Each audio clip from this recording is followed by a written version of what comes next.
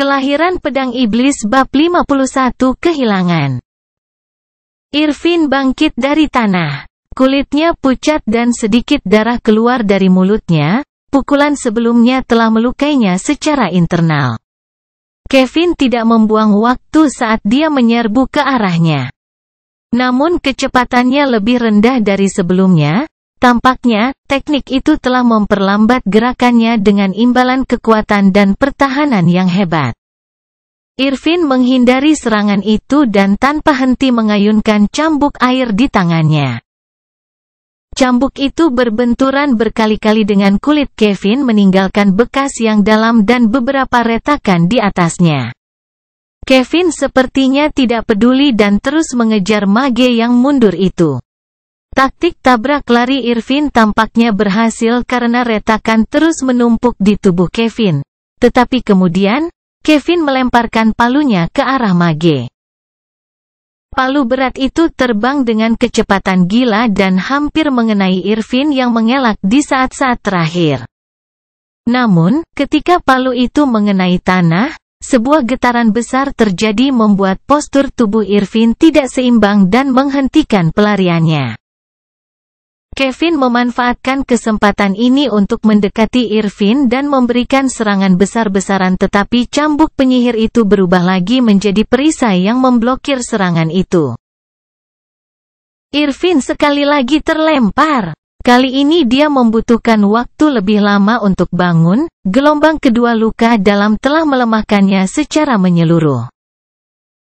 Ketika dia berhasil berdiri, dia mendapati dirinya melihat sosok raksasa Kevin di depannya yang sudah mengangkat tangannya untuk menyerang.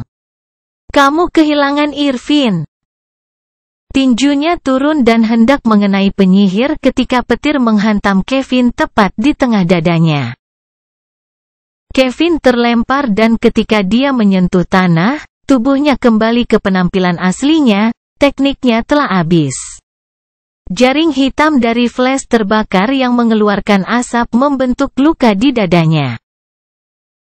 Kevin terbatuk dan mencoba berdiri, tetapi sepertinya tidak ada lagi kekuatan yang tersisa di tubuhnya saat dia menunjuk dengan tangan di tanah hanya untuk jatuh lagi di atasnya.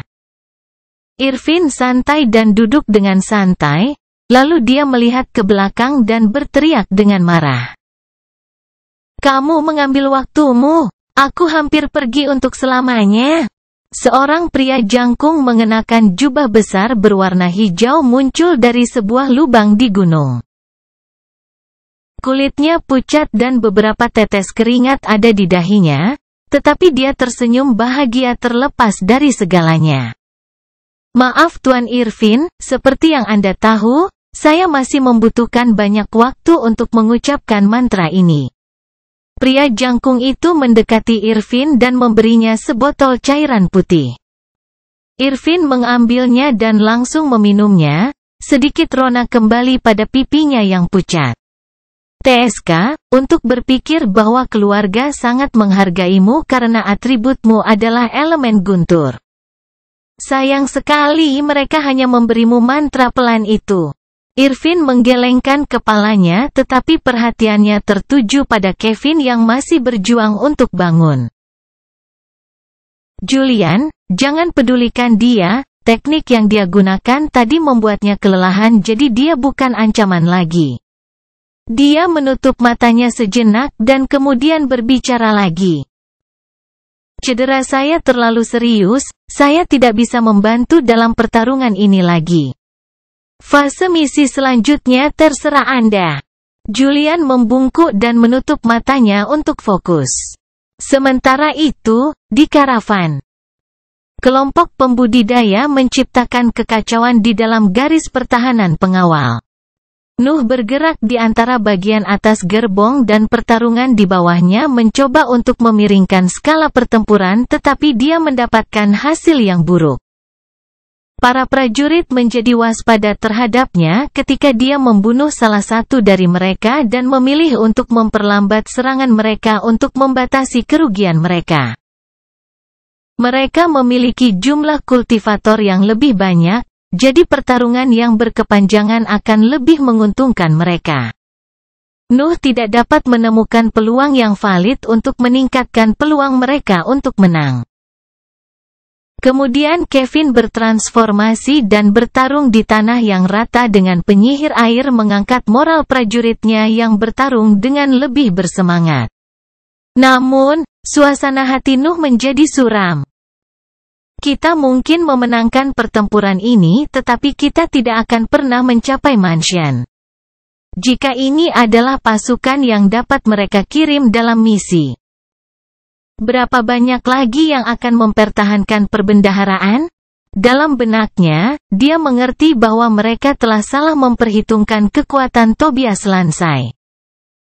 Saya terlalu gegabah, saya seharusnya tidak pernah menerima misi ini.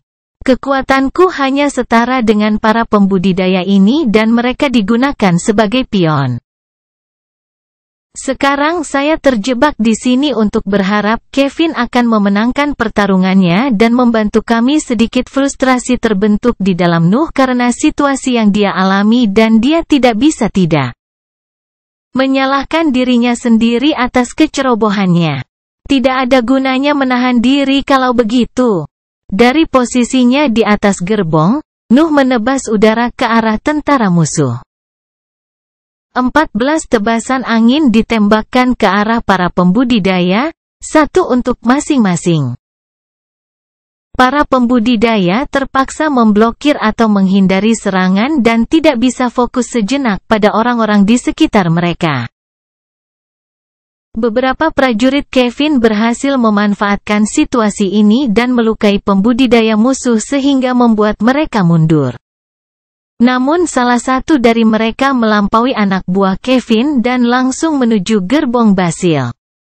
Nuh melompat turun dari kereta dan bentrok dengan pedang pria itu yang menghalangi gerak majunya. Lebih dari 10 tabrakan terdengar dalam pertempuran saat Nuh dan prajurit itu tidak menahan apapun dalam serangan mereka. Titik akupuntur Nuh sedang mengisi kembali nafas tubuhnya dengan kecepatan yang jauh lebih tinggi daripada yang normal karena di tebing Twilboya konsentrasi nafas lebih besar. Sehingga dia dapat terus bertarung dengan kekuatan penuh bahkan setelah menunjukkan kekuatannya sebelumnya. Pendekar pedang dan anak itu terus bertarung membuat suara logam bergema di medan perang. Kemudian gemuruh meledak dari langit dan petir jatuh di gerbong tempat Basil tinggal. Guntur itu sangat besar dan langsung menghancurkan gerbong itu. Gelombang kejut kemudian menyebar dari area dampak mantra yang mengirimkan semuanya dari pusatnya. Nuh terlalu dekat dengan gerbong dan diliputi oleh gelombang kejut yang membuatnya melewati jalan sempit dan melewati tebing. Nuh tidak bisa menahan diri untuk tidak jatuh ke jurang. Kelahiran pedang iblis bab 52 jatuh. Nuh jatuh dengan kecepatan tinggi ke arah dasar ngarai yang berkabut. Tekanan di wajahnya menjadi tidak mungkin untuk ditahan bahkan dengan tubuh peringkat 2, tidak ada gunanya mengatakan apa yang akan terjadi jika dia jatuh ke tanah dengan kecepatan ini. Nuh mengutuk dalam benaknya dan mencoba menusukkan pedangnya ke dinding berbatu ngarai tetapi bebatuan itu sangat keras dan hanya ujung bilahnya yang berhasil menembus permukaannya. 2 jejak lurus tertinggal di dinding saat Nuh terus jatuh dan memegang senjatanya. Kecepatannya perlahan menurun tetapi kemudian bebatuan di sepanjang dinding menjadi lebih keras dan pedangnya keluar dari alur yang mereka buat. Kecepatan jatuh Nuh meningkat lagi dan tidak peduli berapa kali dia mencoba, pedangnya tidak bisa menembus bebatuan lagi. Dia melihat ke bawah dan melihat rongga kecil beberapa ratus meter ke bawah di sisi kirinya. Dia menguatkan tekadnya dan menyarungkan pedangnya, lalu dia menekan tangan dan kakinya ke dinding. Bebatuan ditambah dengan kecepatannya dengan cepat mencabik-cabik kulitnya, tetapi Nuh bertahan menunggu saat terbaik untuk bertindak. Ketika rongga berada pada jarak yang tepat, dia mendorong dinding ke arah sisi kirinya. Nuh jatuh secara diagonal dan berjongkok di udara untuk mengurangi permukaannya, meletakkan kepalanya di antara kedua kakinya untuk melindunginya. Tubuhnya menabrak dinding bagian dalam rongga dan suara retakan terdengar darinya, tetapi ketika dia menyentuh tanah, dia tergelincir lagi ke arah ngarai. Kedua kaki dan lengan kirinya tidak bereaksi sehingga dia mengarahkan tangan kanannya ke tepi lubang. Noah merasakan tekanan yang ekstrim pada bahu kanannya, namun ia tidak pernah membiarkan tangannya kehilangan cengkeramannya. Ia menahan rasa sakit yang ia rasakan hingga tekanan itu hilang. Dia membuka matanya dan mendapati dirinya tergantung di tepi lubang dengan anggota tubuh lainnya terayun tanpa daya ke dasar jurang. Nuh menarik dengan tangan kanannya dan mengangkat dirinya ke dalam lubang.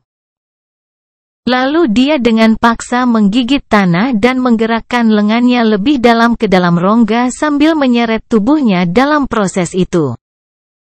Giginya tidak menembus bebatuan tetapi bisa bertahan sebagai pegangan selama waktu yang dibutuhkan tangannya untuk menemukan pegangan lebih dalam di lubang.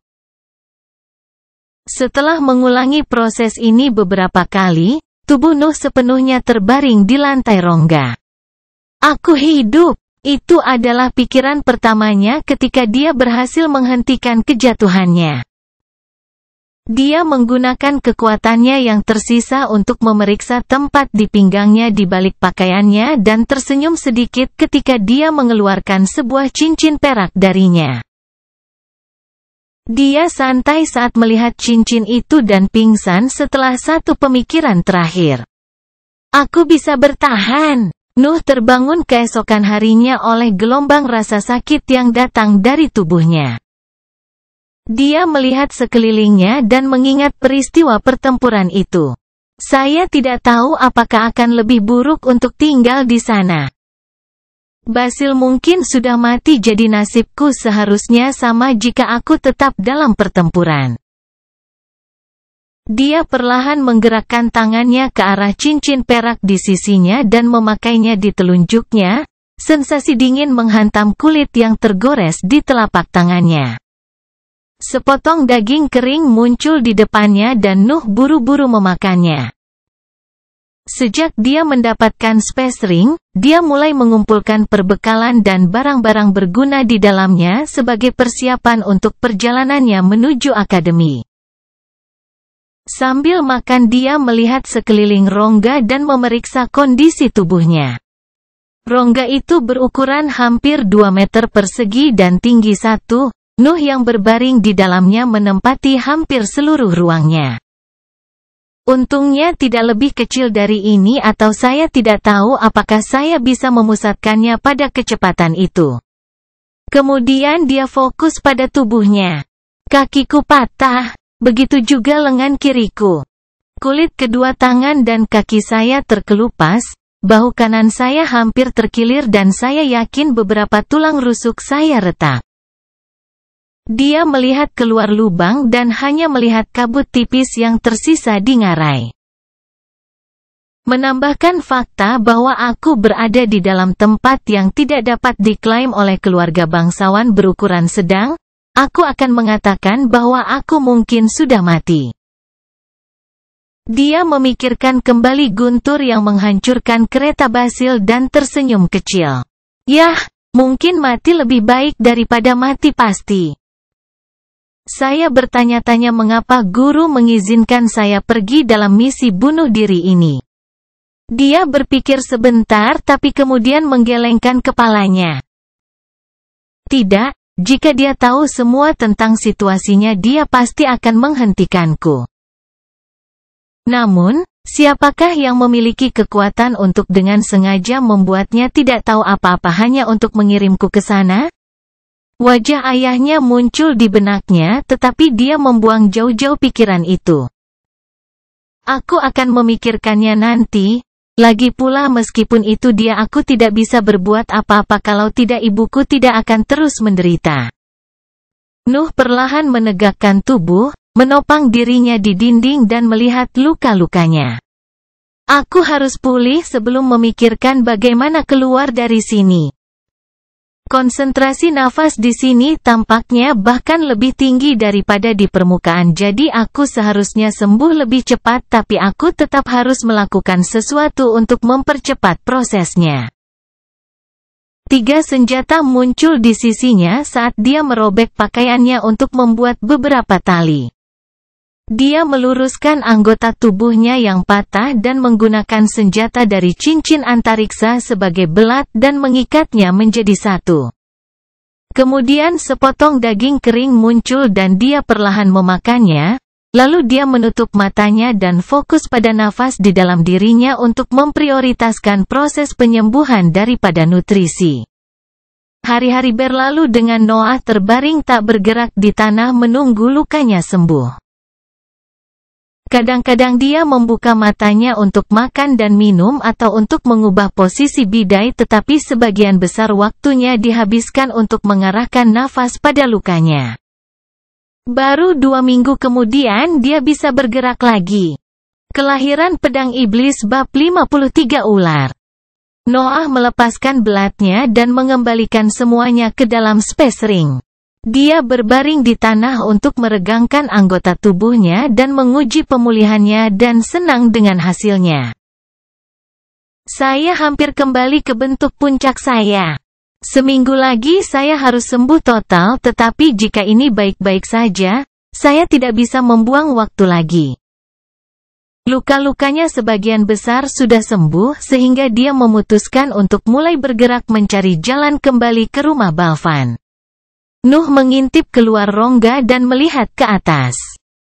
Hanya kabut yang memenuhi bidang pandangnya dan, selain beberapa penyok di bebatuan dinding, sepertinya tidak ada pegangan tangan yang layak. Saya jatuh beberapa ratus meter. Memanjat mereka kembali akan bisa dilakukan jika bukan karena batu-batu ini menjadi sangat keras. Dari sini saya bahkan tidak bisa melihat apakah penanganannya akan bertahan sampai saya mencapai bagian dinding yang lebih lunak. Nuh lama menatap tembok di atasnya sampai dia menyerah pada gagasan untuk memanjatnya. Jika saya tidak menemukan pegangan, saya harus kembali ke sini melalui kabut. Bagaimana jika saya tidak dapat menemukan jalan asli saya? Bagaimana jika saya terpeleset sekali? Memanjat tembok hanyalah taruhan yang terlalu berisiko untuk diambil. Dia berbalik dengan keengganan untuk melihat jalan di bawahnya. Kabut lebih tebal di bagian bawah ngarai dan jumlah pegangan tangan sama dengan sisi lainnya. Namun, beberapa akar kuning tumbuh dari lubang kecil di dinding ke bawah. Tampaknya mendekati dasar, beberapa vegetasi mulai muncul. Saya benar-benar dapat bergantung pada mereka untuk memperlambat penurunan saya. Nuh tenggelam dalam pikirannya, dia terus melihat ke bawah tetapi dia tidak dapat menemukan kekurangan pada akarnya, jalan menuju dasar tebing pasti lebih mudah untuk diinjak. Apakah saya benar-benar harus pergi ke sana? Dia enggan memasuki tempat berbahaya seperti itu, tetapi tidak ada pilihan lain yang layak baginya. Entah naik dan mencoba keberuntunganku, yang untuk saat ini selalu buruk, atau turun dan bersenang-senang dengan binatang ajaib yang menghancurkan keluarga bangsawan berukuran sedang. Yah, saya selalu bisa menunggu di sini sampai seseorang menyelamatkan saya. Dia tersenyum dan menggelengkan kepalanya pada gagasan absurd tentang diselamatkan, tetapi kemudian ekspresinya menjadi dingin dan tegas. Mulai sekarang tidak boleh ada kesalahan. Dia mempertajam pikirannya, memotong setiap pikiran yang berlebihan saat dia berjongkok di tepi rongga. Dia perlahan mendorong tubuhnya melewati lubang, tetap digantung di tepi dengan tangan kanannya. Ketika dia memastikan targetnya di bawahnya, dia melepaskan cengkeramannya dan meluncur di dinding menggunakan tubuhnya untuk memperlambat penurunan. Kulit di punggung dan kakinya tergores oleh gesekan dengan bebatuan keras, tetapi Nuh tidak peduli, matanya tidak pernah lepas dari akar di bawahnya. Saat dia melewatinya, dia meraih ke arahnya dan terus memegangnya. Akarnya elastis dan meregang saat beban Nuh menimpanya, namun tidak patah. Nuh lega melihat akar itu bisa menopang tubuhnya dan buru-buru melihat ke bawah untuk mencari yang baru. Namun demikian, akar di tangannya bergerak dan desisan lembut terdengar dari dalam lubang. Persetan! Nuh segera memahami situasinya dan melepaskan cengkeramannya untuk melanjutkan kejatuhannya. Dia meraih rute berikutnya dan mulai mencari yang lain bahkan sebelum tubuhnya berhenti. Ketika dia menemukan yang baru, dia meninggalkan gantungnya lagi dan turun lagi. Dia mengulangi proses ini selama lebih dari 100 meter tetapi masih belum ada tanda-tanda dasar tebing. Sementara itu, suara mendesis di belakangnya semakin kuat dan memenuhi kabut di atasnya. Nuh tidak memikirkan apapun selain pegangan berikutnya dan dia terus meluncur mengabaikan suara itu. Namun di beberapa titik, suara itu muncul di kabut di bawahnya. Ketika Nuh pergi ke akar berikutnya, dia menemukan bahwa akar itu memiliki 2 mata dan lidah yang menunjuk ke arahnya. Ular bumi. Akar di dinding sebenarnya adalah binatang ajaib tipe ular, khususnya ular bumi. Sebelum ular itu bisa menggigitnya, Nuh mencengkeram lehernya dan menahannya. Kamu hanya binatang peringkat 1, kamu tidak berbeda dengan akar di mataku. Ini adalah pemikirannya saat dia terus memperlambat kejatuhannya menggunakan metode yang sama seperti sebelumnya. Semakin banyak ular keluar dari lubang di dinding sampai Nuh dapat melihat sekitar 100 ular di bawahnya. Dia tidak bisa berhenti atau mundur sehingga dia langsung melompat ke dalam kelompok mereka menendang dan meninju setiap binatang buas yang menyerangnya. Ular itu lemah dan hampir tidak berbahaya bagi tubuh peringkat 2 di tingkat yang lebih tinggi tetapi ancaman nyata Nuh adalah kejatuhannya. Dia tidak bisa membiarkan dirinya menambah kecepatan. Karena penurunan yang lambat tidak lagi memungkinkan, Nuh memilih untuk langsung berjalan di atas tubuh ular. Melompat dari binatang ke binatang seperti anak tangga. Dia sedang berjalan menuruni tebing di atas kepala sekawanan binatang ajaib peringkat 1. Setelah beberapa ratus meter menempuh jalan ini, kabut akhirnya mulai menyebar memperlihatkan lembah di dasar ngarai. Lingkungan dipenuhi rerumputan hijau dan sungai kecil mengalir di tengahnya. Namun Nuh tidak punya waktu untuk menikmati pemandangan saat pemandangan menakutkan terbentang di lembah di bawahnya. Puluhan ular kuning dengan panjang lebih dari 7 meter melingkar satu sama lain di tanah dengan satu lebih panjang dari 15 meter di tengahnya. Nuh menatap dengan mata lebar ke arah binatang buas sambil bergerak ke arah mereka. Dia tidak bisa berhenti bahkan jika dia mau. Ketika dia berada kurang dari 50 meter dari tanah, dia menghunus pedangnya dan membiarkan tubuhnya jatuh bebas di tengah kawanan ular yang mengerikan itu. Sekitar 30 peringkat 2 dan 1 ular bumi peringkat 3, ayo. Kelahiran pedang iblis bab 54 lembah ular. Nuh mendarat di gerombolan binatang ajaib. Ular-ular itu sudah terbangun oleh suara yang berasal dari tembok dan langsung menyerang Nuh. Kepala besar 2 meter dengan mulut terbuka datang ke arahnya tetapi langsung dipotong menjadi 2 bagian oleh tebasan vertikal. Ular menjadi gelisah ketika salah satu kawanannya mati dan dengan liar menerkam Noah yang terpaksa memblokir pukulan masuk. Dia dikirim terbang ke tembok tempat dia berasal dan dengan brutal menabraknya. Dia tidak bisa membuang waktu karena ular peringkat 1 melompat ke arahnya dari lubang di atas dan ular peringkat 2 mengelilinginya. Secara umum, sekelompok binatang ajaib peringkat 2 tidak dapat menyakiti Nuh dalam situasi normal. Namun, dia harus melompat lurus ke tengah kawanan mereka karena terjatuh dan ular-ular itu sudah bersiap untuk kedatangannya. Ada juga masalah dengan jenis binatang ajaib mereka. Binatang ajaib tipe ular biasanya sangat tangguh dan memiliki tubuh yang kuat dengan sedikit titik lemah. Mereka dianggap sebagai jenis binatang ajaib yang paling berbahaya. Dalam kasus ular bumi, tubuh mereka sangat keras dan memiliki kekuatan yang luar biasa. Namun mereka tidak dapat mengeluarkan racun dari taringnya. Membunuh peringkat 2 cukup mudah meskipun merepotkan, tetapi peringkat 3 bermasalah untuk ditangani dalam kekacauan ini. Ular peringkat 3 berada di belakang kelompok mengawasi Noah sementara peringkat 2 menyerangnya, sepertinya mempelajari gerakannya menunggu saat yang tepat untuk menyerang. Nuh mendorong kembali ular di depannya meluncurkan 6 tebasan angin pada mereka. Dia benar-benar mengabaikan peringkat 1 yang melompat dari atas.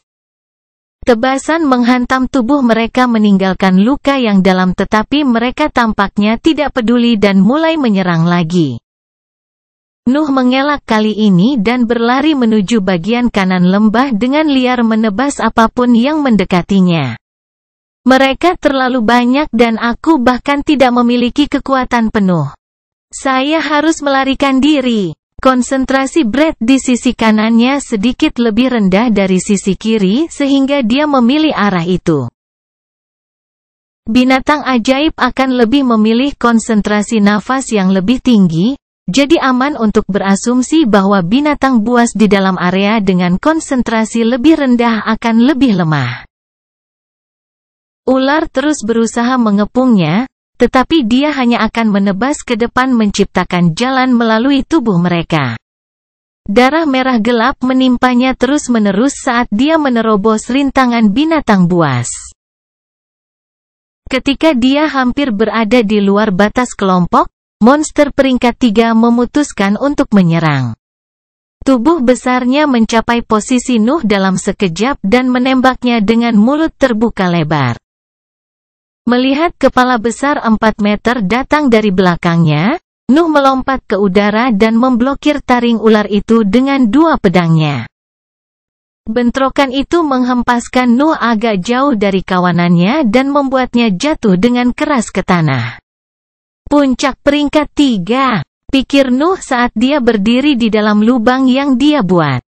Dia terluka ringan dari serangan sebelumnya tetapi dia berhasil keluar dari posisinya yang tidak menguntungkan. Nuh tidak menoleh ke belakang dan berlari dengan kecepatan penuh mengikuti penurunan konsentrasi Brett. Ular di belakangnya mengikuti tapi tidak bisa menyusulnya, kecepatan mereka di bawah rata-rata binatang buas di peringkat yang sama. Pengejaran berlanjut selama 1 jam. Nuh harus menghadapi serangan terus-menerus dari binatang bertipe ular lainnya yang muncul di depannya saat melarikan diri. Ular api, ular bertanduk, ular berkepala 2. Mengapa mereka tidak langsung menyebut tempat ini lembah ular? Nuh mengutuk dalam benaknya sambil tanpa henti menebas setiap binatang baru yang muncul di hadapannya. Jika bukan karena semua binatang ajaib ini secara acak menyerangku, aku pasti sudah melepaskan peringkat 3 dari punggungku. Untungnya mereka semua peringkat 2. Mayat terus menumpuk di jalan yang dilaluinya dan darah merah terus mengalir di sungai di tengah lembah. Di beberapa titik, sosok penting muncul di depannya. Tubuhnya memiliki panjang 18 meter dan tebal 4 meter. Ia memiliki 3 tanduk di kepalanya dan dari taringnya meneteskan cairan padat ungu. Ular bertanduk peringkat 3. Di belakangnya, beberapa ular bertanduk peringkat 2 melingkar bersama-sama melihat ke arahnya. Ular bertanduk peringkat 3 tidak memandangnya tetapi pada ular bumi peringkat 3 yang mengikutinya, sepertinya ada kebencian di matanya. Kesadaran muncul pada Nuh melihat ekspresi ular bertanduk itu. Mereka pasti bertarung memperebutkan tempat dengan konsentrasi nafas yang lebih tinggi dan ular bertanduk kalah. Itu sebabnya paketnya lebih kecil. Saya bisa memanfaatkannya. Nuh pergi ke arah ular bertanduk dengan resolusi. Binatang itu sangat marah karena manusia kecil itu melanggar wilayahnya dan menembakkan bola cairan ungu dari mulutnya. Nuh menghindari mereka dan merasakan bahwa ketika mereka menyentuh tanah, mereka langsung merusaknya, meninggalkan lubang yang dalam di dalamnya. Tidak disangka bahwa di peringkat 3 ia dapat menggunakan racunnya sebagai serangan jarak jauh. Dia terus berlari dan melewati ular bertanduk yang melompat lurus di kawanannya yang tersisa. Ular peringkat 2 menyerangnya, tetapi dia hanya menembakkan lebih banyak tebasan angin memastikan hanya untuk melukai mereka, bagaimanapun juga mereka adalah pembantunya yang berharga. Dia melanjutkan pelariannya tanpa mempedulikan peristiwa yang terjadi di belakangnya. Ular bumi peringkat 3 telah bertemu dengan ular bertanduk peringkat 3 dan terlibat dalam pertempuran sengit.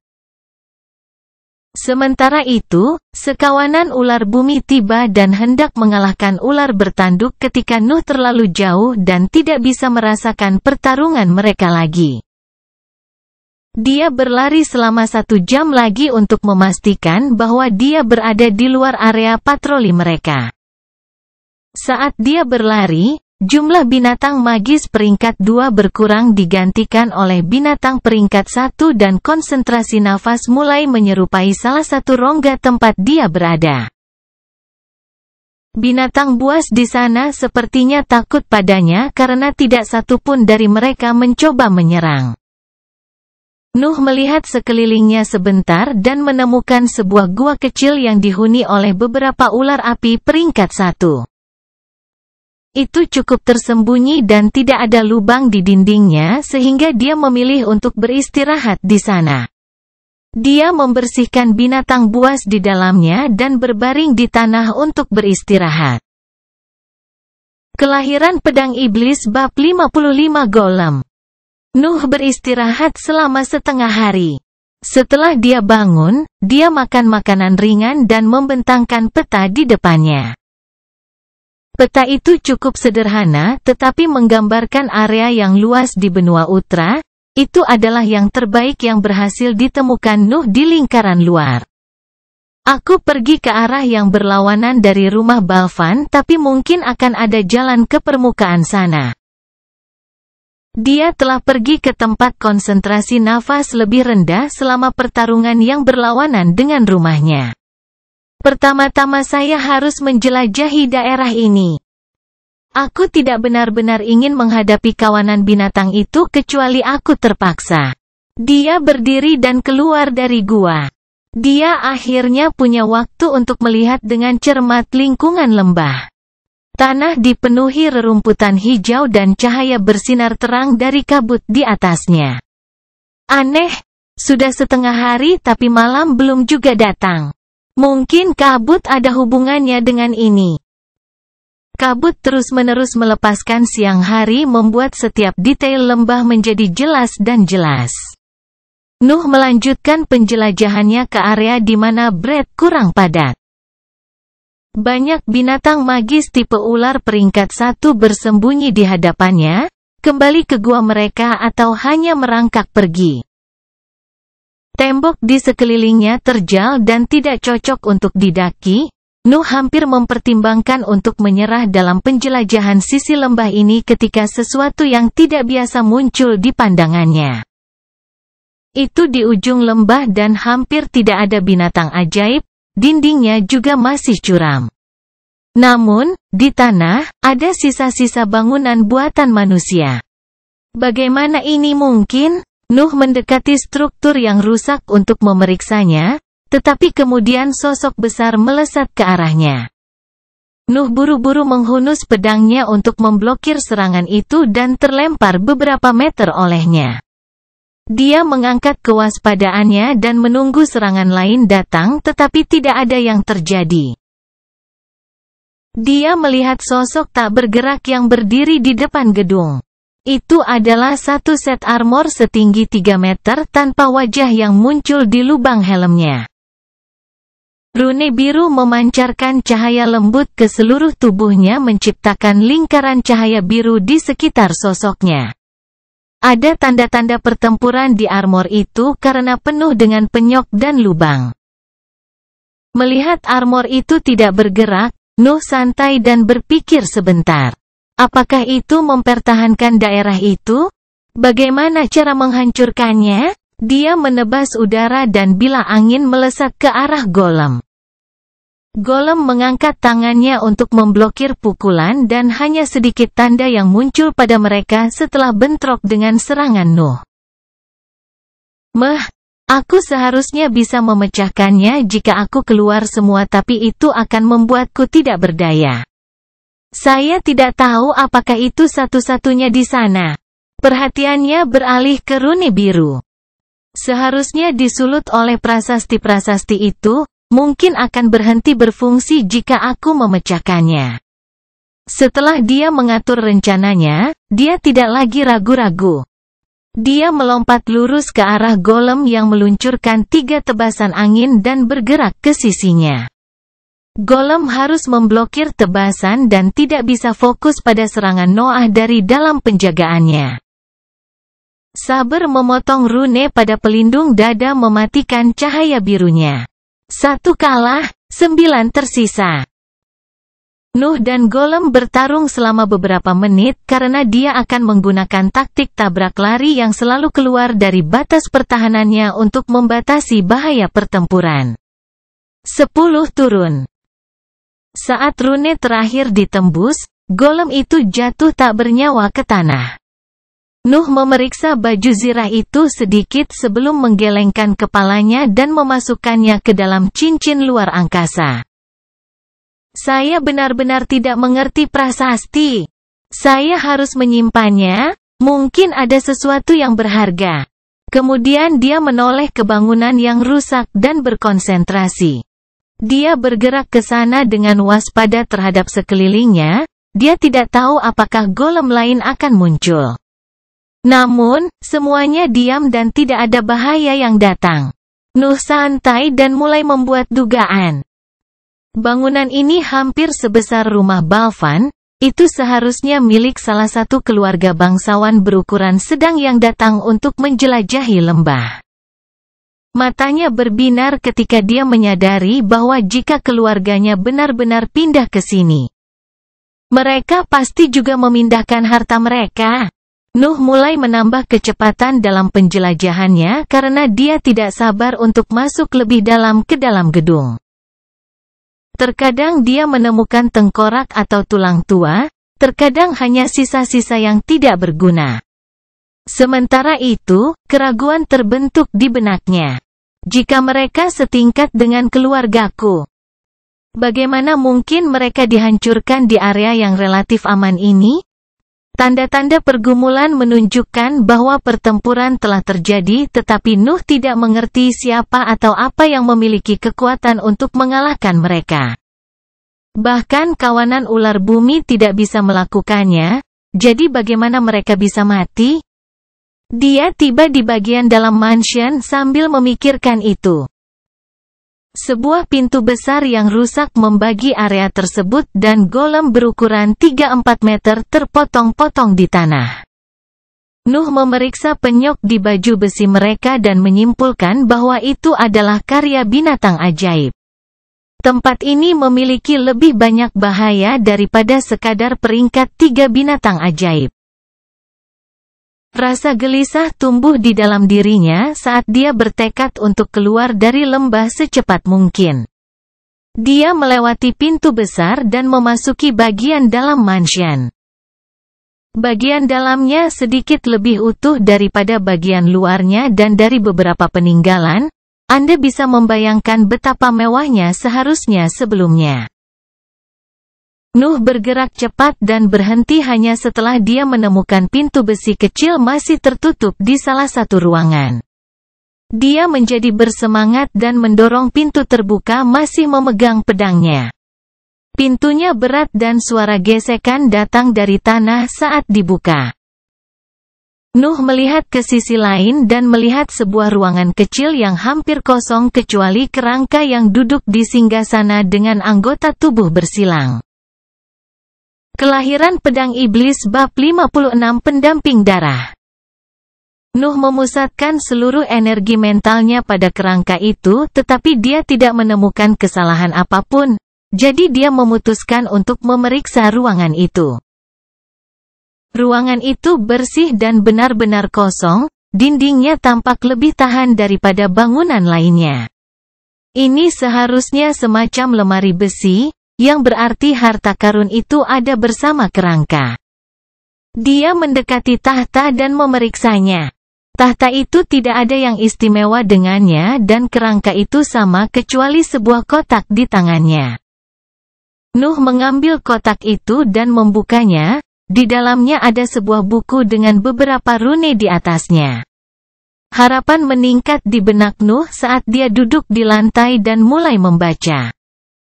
Binatang air pasang menerobos cincin luar, mereka akan berada di sini setiap saat. Keluarga Asea saya hancur tetapi keinginan kami harus terus berlanjut. Jadi saya memutuskan untuk menulis buku ini dan menyegelnya dengan beberapa prasasti agar bertahan seiring berjalannya waktu. Mendengar kata-kata ini, Nuh menjadi sangat fokus ketika satu hal muncul di benaknya. Warisan. Keluarga saya terkenal dengan prasasti dan boneka animasi kami.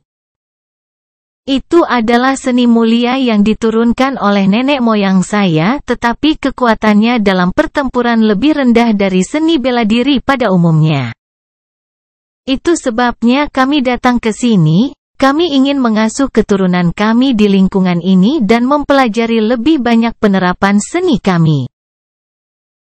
Semuanya berjalan dengan baik untuk beberapa waktu. Kami membuat kemajuan dan keturunan kami tumbuh kuat tapi kemudian kami membangunkan raja tempat ini.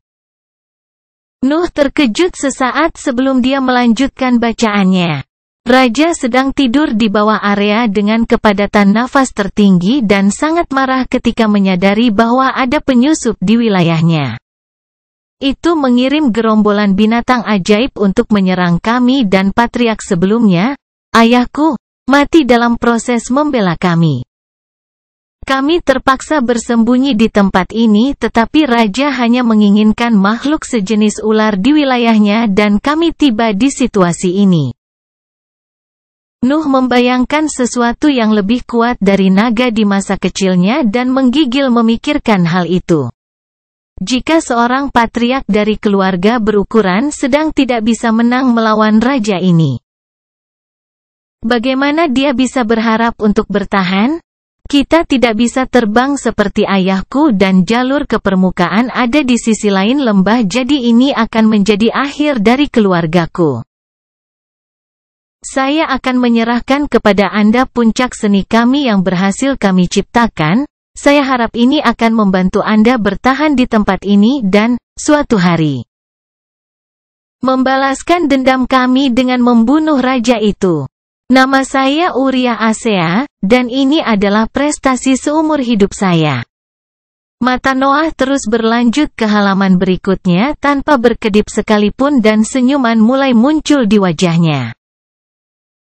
Aku bisa menggunakannya. Saya bisa menggunakan mantra ini. Mantra itu berbunyi, mantra prasasti tubuh, peringkat tergantung pada kekuatan pendamping. Tidak ada persyaratan elemen karena mantra akan lebih kuat jika dipasangkan dengan binatang ajaib dari elemen yang sama dengan pengguna. Mantra itu terdiri dari mengukir sosok binatang ajaib yang dipilih pada tubuh pengguna untuk membuat pendamping darah. Pendamping darah akan memiliki kekuatan yang sama dengan binatang yang sebenarnya jika elemennya cocok dengan pengguna karena didorong oleh nafas di tubuh pengguna.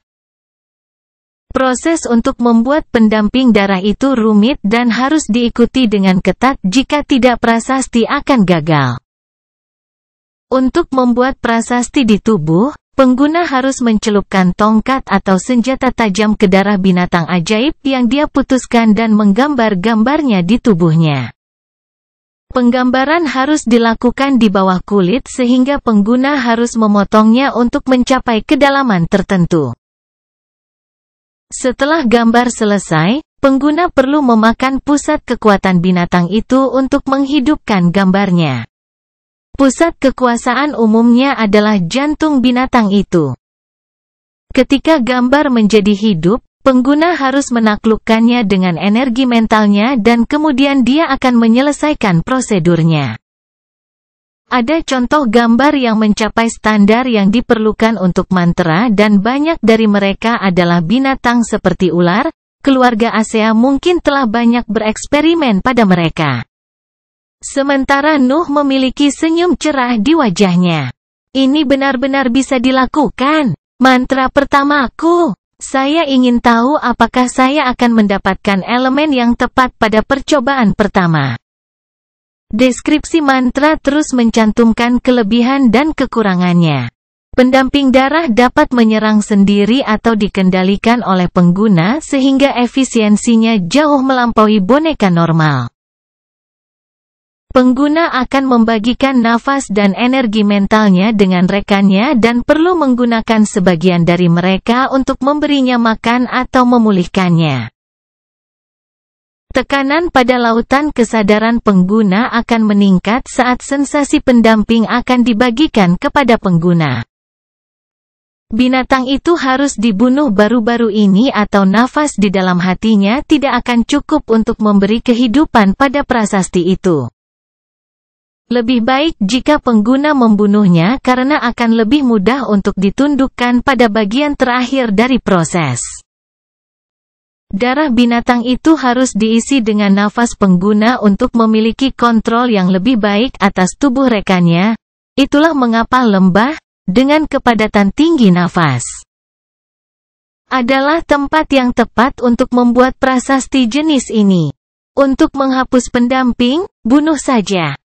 Tangan Nuh gemetar karena kegembiraan yang dia rasakan dan dia buru-buru menyimpan buku itu di cincin luar angkasa. Hahaha, ini sempurna untukku sekarang. Namun, binatang mana yang harus saya pilih?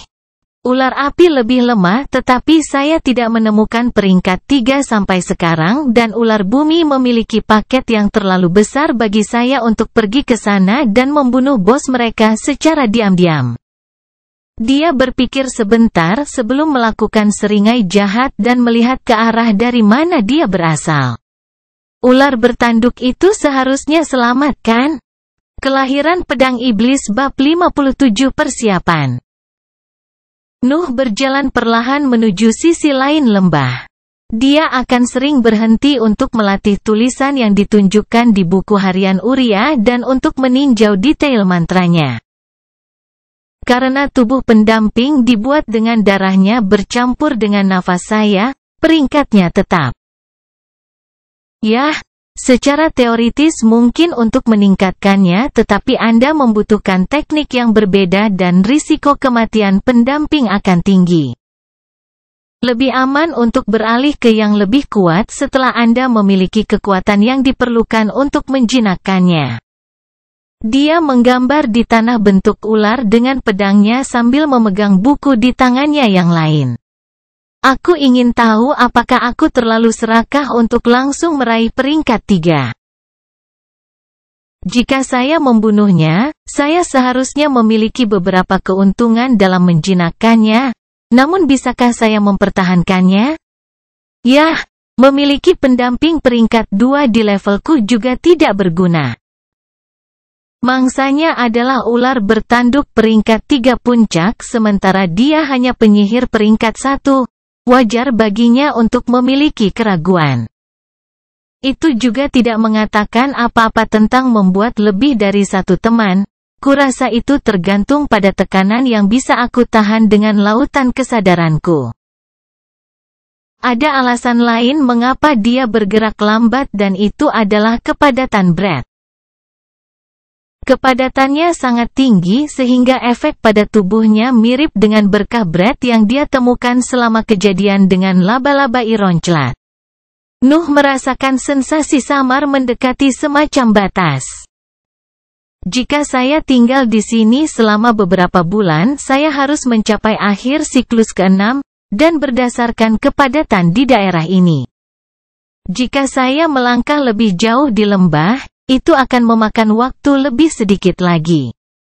Dia sengaja memperlambat perjalanannya kembali ke mansion untuk memanfaatkan kualitas tempat ini. Ada juga masalah King itu, tapi aku benar-benar tidak berdaya tentang apapun yang berhubungan dengan itu. Gambar itu selesai dan Nuh mengangguk melihatnya, dia puas dengan hasilnya. Sekarang di mana ular itu berada? Ular bertanduk peringkat 3 berbaring di sungai untuk membiarkan air berisi nafas masuk ke tubuhnya. Ada banyak luka di tubuhnya, mungkin karena pertarungannya dengan kawanan ular bumi, dan tidak ada ular peringkat 2 dari kawanannya. Ular itu sedang tidur tetapi berada tepat di tempat terbuka, tidak ada cara untuk mengejutkannya. Nuh bersembunyi di balik batu melihatnya. Pedang di tangannya menggambar sosok ular di medan. Kelihatannya terluka, ini bagus, tapi tidak ada cara untuk mengejutkannya.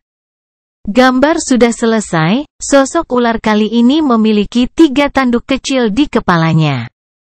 Saatnya mendapatkan bahan utama. Nuh tersenyum tanpa sadar, prospek mendapatkan mantra pertamanya membuatnya gembira. Dia menyerang dengan 2 pedang terhunus dan menyeberang di depannya.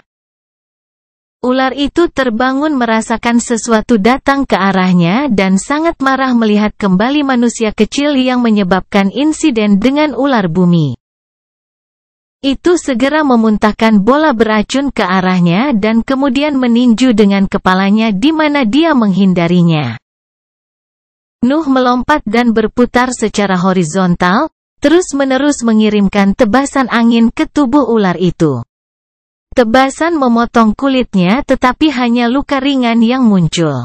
Itu memang kuat. Nuh mengakui dan kemudian menyerangnya lagi.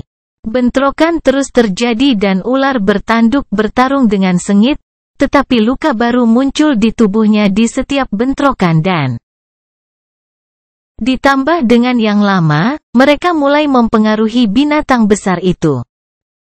Ular bertanduk mencoba serangan putus asa meluncurkan proyektil beracun pada jarak dekat tetapi Nuh menggunakan kesempatan ini untuk melompati kepalanya dan menusuknya dengan kedua pedangnya.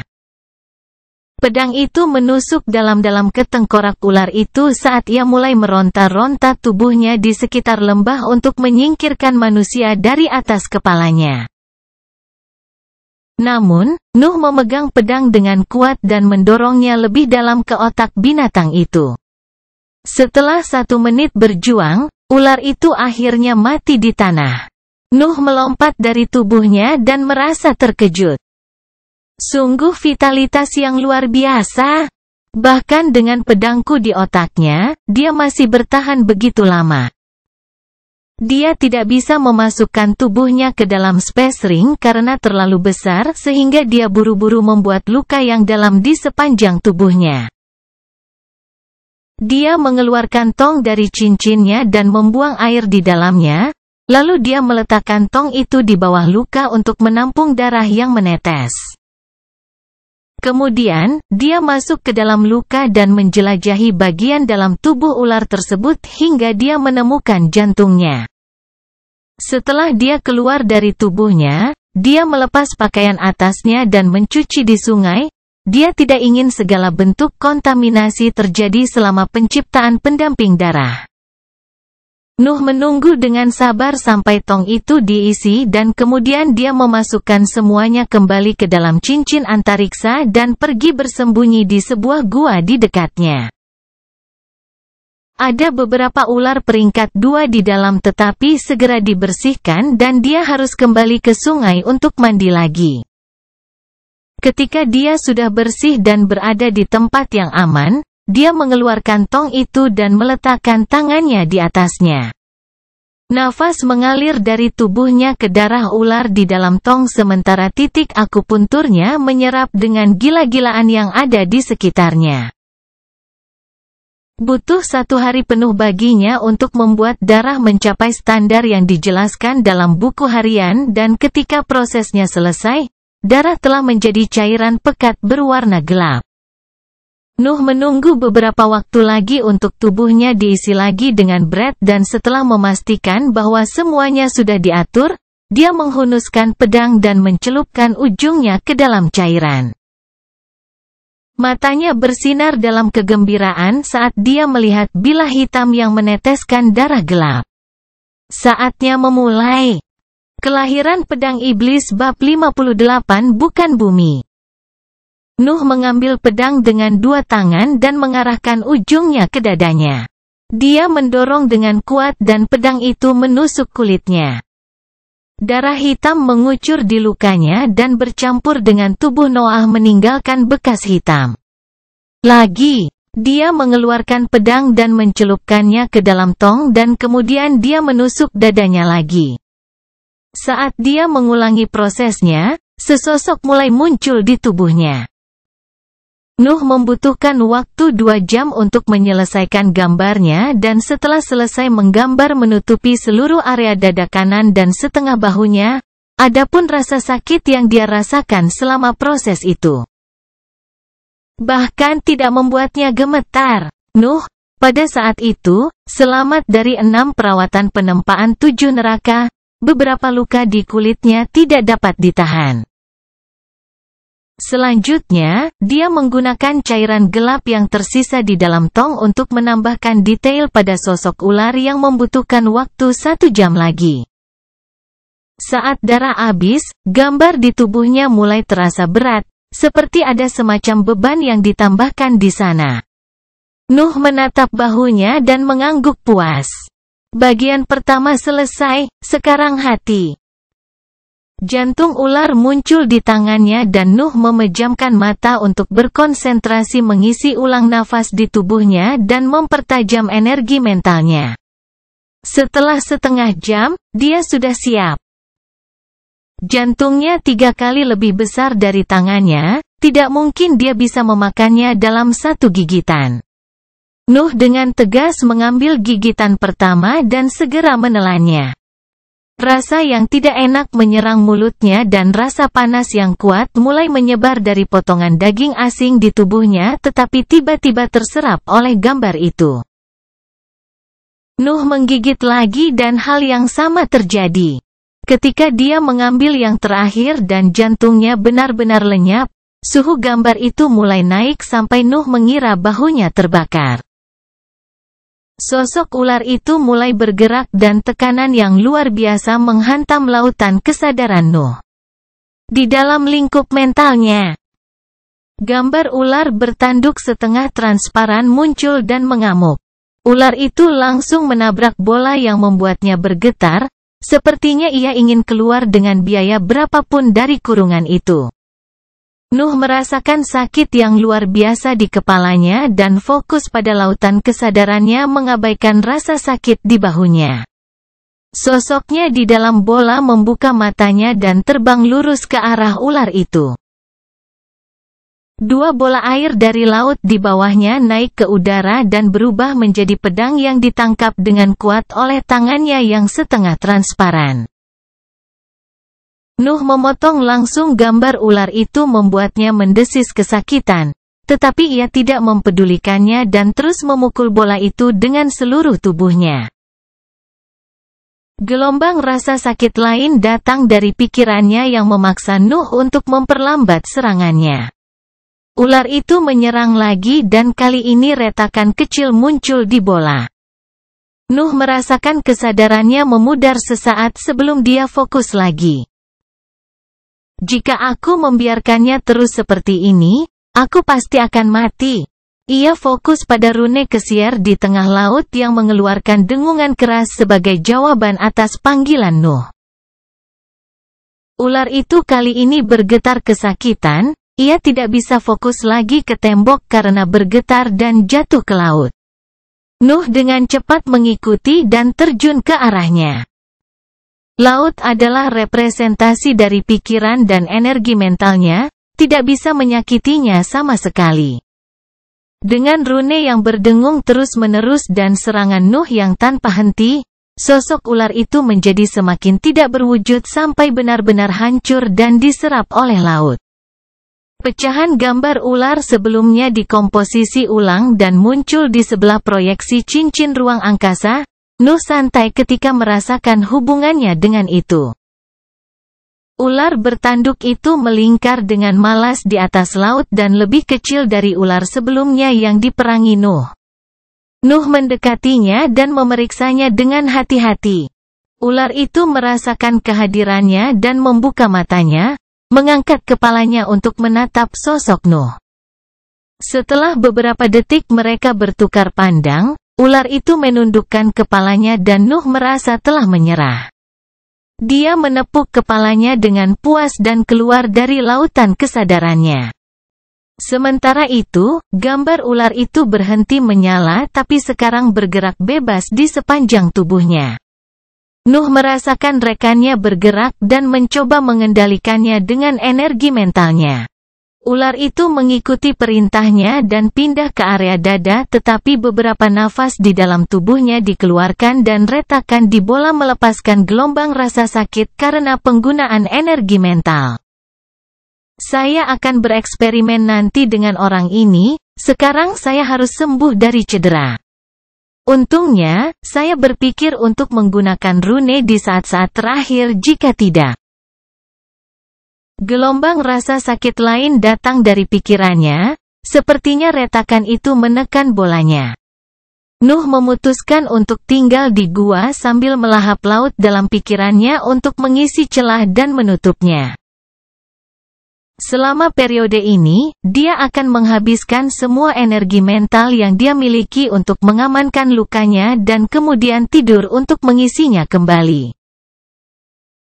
Dia membutuhkan waktu 1 minggu untuk sepenuhnya menyembuhkan bolanya. Luka di lautan kesadaran memang menyusahkan, aku harus fokus pada celah sepanjang waktu tidak mampu melakukan hal lain. Yah, setidaknya sekarang saya telah berhasil. Nafas dari tubuhnya dan energi mental dikeluarkan saat ular setengah transparan sepanjang 12 meter muncul di depannya. Ular itu tampak sangat halus, dengan ujung-ujungnya benar-benar material, bagian dalamnya dipenuhi asap hitam. Ekornya terhubung ke tubuh Nuh dari kaki kirinya. Serang aku. Perintah Nuh karena lebih banyak energi mental yang dikeluarkan. Ular itu mengangkat kepalanya dan menembak ke arah Noah yang menghunus pedangnya dan memblokir pukulan itu. Dia didorong beberapa meter sebelum berhenti. Ekspresi kecewa terlihat di wajahnya ketika dia fokus lagi pada ular itu. Peringkat 3 kekuatan tetapi dari tahap awal, sedangkan ular bertanduk itu pasti merupakan tahap puncak. Ular bertanduk termasuk dalam unsur tanah, jadi sekarang saya bisa yakin bahwa saya bukan dari yang itu. Kelahiran Pedang Iblis Bab 59 Pengujian. Yah, tidak ada yang bisa kulakukan tentang itu, aku seharusnya senang memiliki pendamping darah peringkat 3. Juga, tekanan dalam pikiran saya tampaknya bekerja seperti versi inferior dari rune Kesier. Tekanan pada lautan kesadaran Nuh dengan penambahan sosok ular telah meningkat pesat. Gambar ular akan melepaskan beban konstan pada bola mentalnya yang terus memperbesarnya. Efeknya tidak terlihat seperti pelatihan di rune, namun ini masih merupakan peningkatan energi mental pertama yang saya miliki sejak saya menjadi penyihir peringkat 1. Karena William belum memberinya rune kedua, pelatihannya terhenti di bidang itu. Namun, dengan beban baru di benaknya, ruang lingkupnya akhirnya membesar lagi. Sayang sekali aku tidak bisa membuat pendamping lain. Saya merasa bahwa pikiran saya telah mencapai batas dari apa yang dapat ditahannya.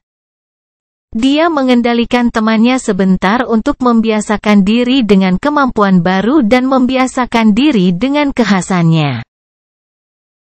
Ular itu berbagi semua inderanya dengan Nuh, seperti memiliki pikiran di dalam pikirannya, dan itulah yang menyebabkan tekanan terus-menerus. Nuh harus membiasakan diri untuk melihat kedua arah yang berbeda pada saat yang sama, memutuskan 2 kali tindakan yang harus dilakukan. Tidak perlu dikatakan bahwa pengeluaran energi mentalnya tinggi. Namun demikian, dia bisa mempertahankannya, bagaimanapun juga dia adalah penyihir peringkat 1. Satu-satunya masalah adalah, seperti biasa, pengeluaran nafas. Setelah 1 jam penuh latihan, dia harus berhenti untuk mengisi kembali nafas di tubuhnya yang hampir seluruhnya habis. Sedikit iritasi memukulnya saat dia menepuk pinggang rendah melihatnya dengan marah. Bentuk gantian sialan sudah. Aku muak memiliki batas bodoh ini. Dia duduk di tanah untuk menenangkan diri dan memutuskan langkah selanjutnya. Rekannya telah mundur di tubuhnya untuk sementara. Pertama, saya harus terbiasa dengan kekuatan tempur baru saya dan saya bisa melakukannya dengan melawan beberapa binatang buas selama perjalanan saya ke sisi lain lembah. Kedua, saya harus mengambil hal-hal secara perlahan untuk menaikkan level tubuh saya sebanyak mungkin. Saya tidak tahu bahaya apa yang menunggu saya di jalan.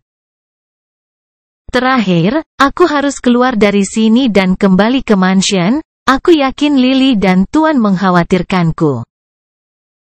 Dia menetapkan prioritasnya dan beristirahat. Untuk melarikan diri dari lembah, dia harus berada dalam kondisi puncaknya setiap kali dia memutuskan untuk pindah. Seminggu berlalu, seorang pemuda dengan tubuh bagian atas telanjang berjalan dengan hati-hati di lembah.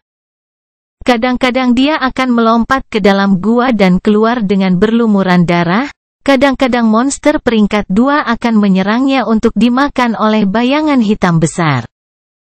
Kepadatan Brett meningkat sangat banyak sehingga jika saya melepaskan rekan saya hanya untuk beberapa serangan, saya dapat mengisi ulang Brett yang dikeluarkan dengan segera.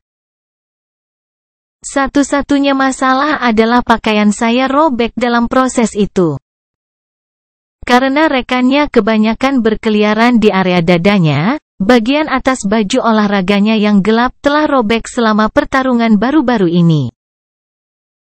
Sepertinya aku harus menyimpan pakaian di Space Ring mulai sekarang. Dia mencapai bagian tengah lembah, di area di mana dia pertama kali jatuh dan pemandangan yang akrab disajikan kepadanya. Sekelompok besar ular bumi peringkat 2 dililitkan di sekitar peringkat 31. Ular peringkat 3 sedang tidur dan beberapa titik ungu hadir di tubuh kuningnya. Pertarungan dengan ular bertanduk telah meninggalkan beberapa luka di tubuhnya. Kurasa sudah waktunya untuk menguji kekuatanku yang sebenarnya sekarang. Aku ingin tahu apakah dia akan senang bertemu dengan teman lamanya. Pendamping darah keluar dari tubuhnya dan menutupinya. Nuh berada di dalam interior gas yang dibawa oleh ular. Ini adalah salah satu penerapan mantra yang berhasil ditemukan Nuh. Tidak hanya tubuh ular yang akan bertindak sebagai bentuk perlindungan tetapi juga bisa menyembunyikannya dengan berpura-pura bahwa dia adalah sejenis binatang ajaib. Ini juga merupakan pilihan terbaik yang bisa dia pikirkan jika raja menemukannya. Rekan itu bergerak ke arah paket itu untuk memberitahu anggota peringkat 2. Peringkat 3 juga bangun tetapi melihat ke arahnya dengan bingung, sepertinya menemukan beberapa kesamaan dengan musuh lamanya tetapi, pada saat yang sama, berbeda. Itu mendesis perintah ke ular peringkat 2 dan mereka bergerak ke arah rekannya. Namun, sebelum mereka bisa mengepungnya, rekannya mengangkat tubuhnya yang besar ke udara dan bersiul ke arah mereka. Binatang peringkat 3 adalah pemimpin di antara binatang peringkat 2, dan bahkan dengan kekuatan tahap awal, itu masih merupakan ancaman bagi kelompok mereka. Kelompok itu menghentikan kemajuan mereka sejenak dan, dalam sekejap ragu-ragu, sesosok kecil keluar dari tubuh pendamping segera memotong dua kepala ular. Garis gas kecil menghubungkan sosok kecil itu dengan salah satu ular halus. Kawanan itu mengalihkan perhatian mereka ke Nuh, tetapi pada saat itu rekan darah itu menyerang dan menggigit kepala salah satu ular yang menghancurkannya dengan satu pukulan. Hanya dalam satu gerakan, 3 ular peringkat 2 telah mati. Ular bumi peringkat 3 menjadi marah dan menembak ke arah mereka. Tetapi, sementara itu, Nuh telah menusuk kepala ular lain dan temannya sedang mengunyah binatang lain. Ketika ular tanah besar itu tiba, ia langsung menuju ke arah teman sedarah yang terpaksa mundur beberapa meter dari bentrokan itu. Gelombang rasa sakit menghantam Nuh karena lebih banyak nafas dikeluarkan untuk menyembuhkan luka yang baru saja diderita ularnya, tetapi dia siap untuk itu. Dia segera menebas binatang peringkat 3 meninggalkan luka yang dalam sedikit di bawah kepalanya. Kelahiran pedang iblis bab 60 ASEA. Ular bumi peringkat 3 mundur begitu lukanya ditimbulkan tetapi bertemu dengan taring dari rekan darah yang muncul di belakangnya. Nuh telah membuatnya mundur ke dalam tubuhnya dan melepaskannya ke arah binatang itu untuk mempercepat serangannya. Rekannya menusukkan taringnya ke tubuh monster peringkat 3 dan memegangnya dengan kuat dan Nuh mengikuti dengan menembakkan selusin tebasan angin. Ular bumi tidak dapat menghindari serangan itu karena ular Nuh menahannya dan terkena aliran tebasan terbang. Luka muncul di tubuhnya saat mendesis kesakitan, sementara itu, ular peringkat 2 yang tertinggal saat mundur telah mencapai mereka dan melompat ke dua musuh. Nuh sekali lagi menyerap rekannya dan meluncurkannya ke paket sementara dia melompat ke monster peringkat 3. Pendamping darah meronta-ronta tubuhnya pada puluhan binatang peringkat 2 dan menyerang dengan liar tanpa merawat luka yang dialaminya. Setiap kali tubuhnya digigit atau dipukul, sebagian dari nafas Nuh akan dikeluarkan untuk menyembuhkannya. Dalam beberapa menit sejak pertempuran dimulai, penyimpanan Brad Nuh berkurang setengahnya. Sementara rekan sedarah itu menjauhkan bungkusan itu, Nuh terlibat dalam pertarungan sendirian dengan ular peringkat 3 yang menyerangnya tanpa henti. Dia berhasil melukai binatang buas itu dalam bentrokan awal dan menekan serangannya untuk perlahan-lahan menguras kekuatan ular itu. Ular bumi adalah binatang peringkat 3, kecerdasannya lebih unggul dari salah satu binatang ajaib yang lebih lemah. Ia mengerti bahwa dengan keuntungan awal yang diambil oleh penjajah, situasinya menjadi suram sehingga ia terus mempertahankan kepalanya menunggu paket datang untuk menyelamatkan. Namun Nuh tidak dapat membuang waktu karena penyimpanan nafas miliknya berkurang dengan cepat setiap detik yang dia habiskan untuk bertarung dan penyerapan dari titik akupunturnya hampir tidak cukup untuk mempertahankan pertempuran rekan sedarah itu. Dia dengan kasar menusuk kulit ular yang menumpuk luka di tubuhnya saat darah menghujani dari sosoknya. Ketika lebih dari 40 sayatan yang dalam ada di tubuh binatang itu, gerakannya akhirnya melambat dan Nuh berhasil melakukan sepak terjang kuat di salah satu matanya. Ular bumi peringkat 3 tersentak seperti orang gila ketika pedang menusuk kepalanya tetapi dihentikan oleh mulut besar yang mencengkeram tenggorokannya. Pendamping darah muncul di bawahnya dan segera menyerang. Kawanan ular peringkat 2 tidak dapat mengimbangi kecepatan mundur ular Nuh di tubuhnya dan tertinggal menyaksikan saat-saat terakhir pemimpin mereka. Ular bumi roboh ke tanah dan Nuh sekali lagi menikam pedangnya di kepalanya sementara rekannya merobek sebagian besar tenggorokannya sehingga kepala musuh mereka tergantung di sepotong kecil kulit. Ular bumi peringkat 3 sudah mati. Kawanannya menatap kedua sosok di dekat tubuhnya sejenak dan kemudian bubar ketakutan. Nuh memandangi ular-ular yang mundur dan menghela nafas lega. Dia hampir kelelahan dan masih ada sekitar 20 ular peringkat 2 di dalam bungkusan itu. Jika mereka menyerang, dia mungkin harus bersembunyi di tubuh rekannya dan mundur. Dia mencabut taring dari setiap mayat ular bumi yang dia temukan di tanah dan buru-buru mundur ke gua pertama yang berhasil dia temukan setelah memasukkannya ke dalam cincin luar angkasa. Dia tidak berani melakukan itu dengan mayat ular bertanduk peringkat 3 karena racun yang kuat pada taringnya. Ketika dia berada di tempat yang aman, dia santai dan membiarkan kelelahan dari pertempuran menyerangnya.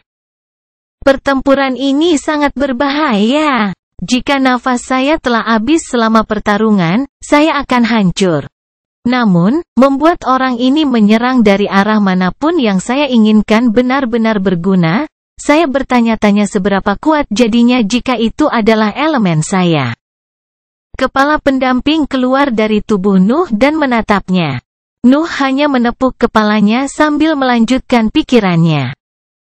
Kapasitas untuk masuk dan keluar dari tubuhku sesuka hati dengan kecepatan itu jelas merupakan salah satu aspek mantra yang lebih kuat.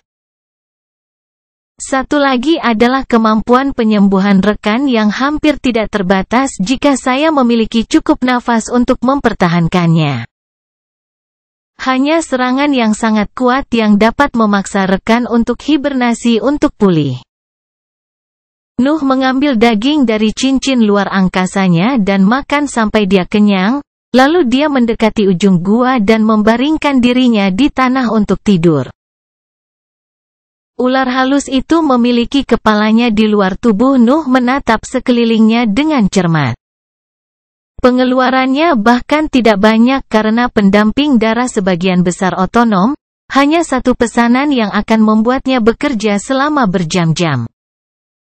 Saya kira itu diimbangi dengan persyaratan untuk aktivasi mantra dan tekanan konstan yang dipaksakan pada pengguna karena berbagi indera mereka. Dia ingat beberapa kata dalam buku harian Uria dan mengangguk dalam hati. Tidak heran Uria menyebutnya puncak seni mereka, hanya dengan bertarung sebagai dua, bukan sendirian. Kekuatannya menyerupai sihir yang digunakan Orson dan ini tanpa mempertimbangkan aspek lain dari rekan sedarah dan fakta bahwa elemen kita tidak seimbang. Sama. Nuh sangat puas dengan kekuatan mantra dan tahu bahwa yang ditunjukkan dalam pertempuran sebelumnya bukanlah potensi penuhnya. Saat aku mendapatkan dantian dan mengetahui elemenku, aku harus berganti rekan. Jika tidak, aku akan menyia-nyiakan kekuatan mantra yang sebenarnya. Dia menoleh untuk melihat kepala ular yang menjaganya dan tersenyum kecil. Kurasa aku harus memberinya nama sementara aku menyimpannya. Ayo pergi dengan Asea untuk menghormati mereka yang menciptakan teknik ini. Kemudian, Nuh menutup matanya dan tidur, dengan rekannya yang sekarang bernama Asea menjaganya dengan ketat.